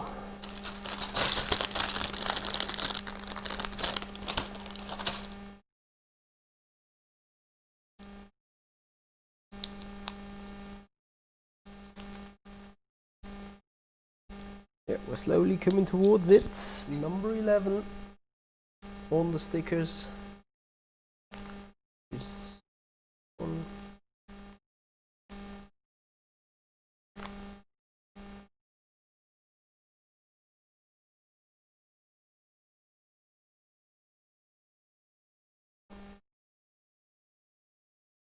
And then you put this on here. On the other side, the fenders coming.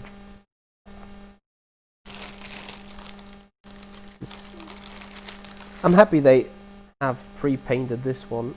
Right, there's a little mistake on it. Need to repaint it a bit. Put that up there. Position, yeah. So we're building next up the rear bumper, and that will mark as soon as the rear bumper is done. Step number 300. Yeah, exactly, Heiko. I agree. And also, Matty, I do absolutely understand you. There was once I had a girlfriend who had a brother, and the brother was aged 6, and she was, I think, 20 at that time. Quite a major difference between those two. Anyway, obviously, as being a child 6 years old, he got some Lego to Christmas, to birthday, and whatnot, and I'm like, you know, girlfriend was happy seeing me dealing with her brother, and, you know, playing toys with the brother and stuff like that. And at the same time, you know, I was sitting there and like, oh, Lego, I feel that backshift of tenses, you know, being a 6-year-old myself to a certain extent.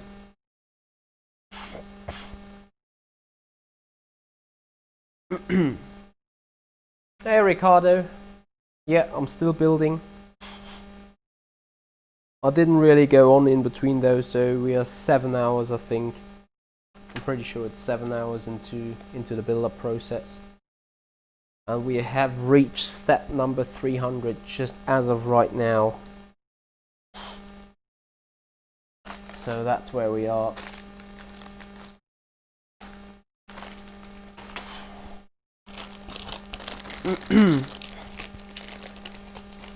How are you, Ricardo, by the way? Long time no see. Been a busy guy in Vienna.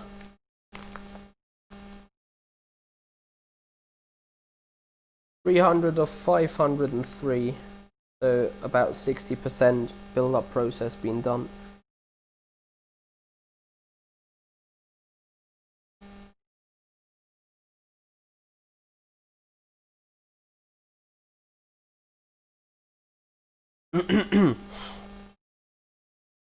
No offense, but I still think I drive faster than you, do I?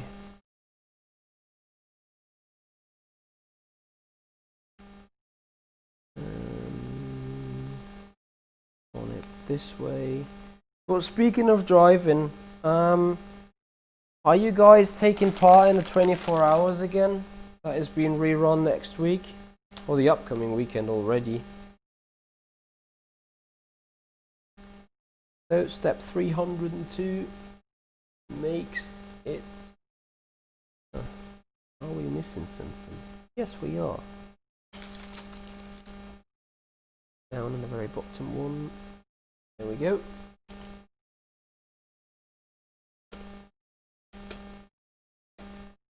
Step 302 marks the finish of today. Not yet, I'll just make it 303. It's just a better number, you know. So, and it gives more stability on the car or on the frame, which is appreciated for further build up.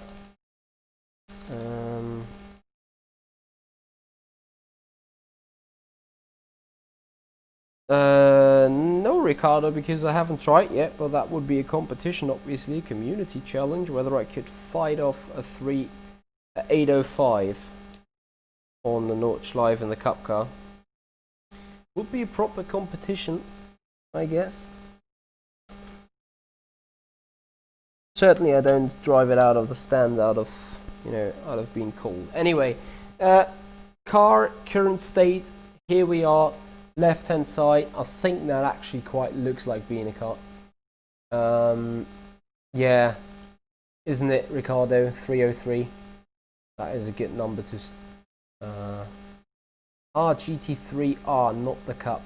I would need to check. Most likely not. So by saying Nordschleife, you mean? I hear you. So we go. Are you guys going with a Porsche 911 GT3 car then? The GT3R. So that is the car from the top. You see the rear end with the diffuser and the rear end bumpers. So there we go. It's a 24 hours track. I actually don't know what lap time I would be able to do. I haven't done much running in it, but I am a little bit familiar with a GT3R car, as it is a GT3 nonetheless. Holy shit. What was that? Where's my mouse? I'm sorry, excuse me, I'm sorry.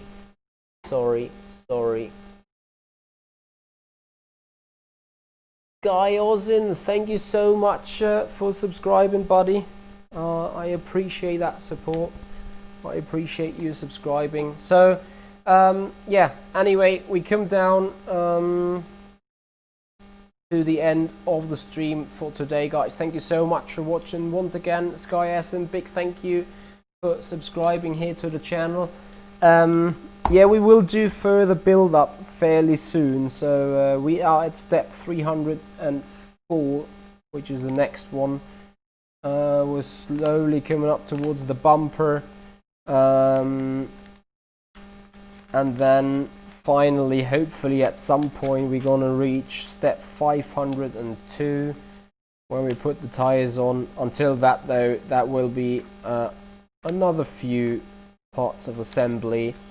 And since we're building the bonnet soon, we're building the roof soon, we're building the front end and the rear wing, you guys gonna see me smile a lot more in the future when we're finally putting that Porsche together, guys. Thank you so much for watching, and thank you so much for being here. So I shall check what's up for something I shall not say quite publicly, and I'd wish to disagree with you, but I can't, because I do love that materia style. And let's guys have a look. Sim4Race Germany, sim4race.com, your stop for on-site racing activity and big actor races with some proper motion rig on it. That is their Porsche for the event, for the P1 gaming event coming up. Having a few from the front as well. So there we go. That looks really, really nice, doesn't it? Has some kind of German colors in there. Let's see, he got me with another picture. Bear with me. Yeah, that is a better sideways shot. Thank you so much, Ricardo. Just wanted to see a better shot from the side, and that looks astonishing. Got some German colors in, so I appreciate that. Looks really, really nice. Anyway, guys, that's gonna do it. That's gonna take us to the end of today's stream, guys. Thank you so much for watching. Thank you so much for being here. Hope you enjoyed it. This is the Sim Pit. I'm Michi, and I'll see you guys for the next Lego build up.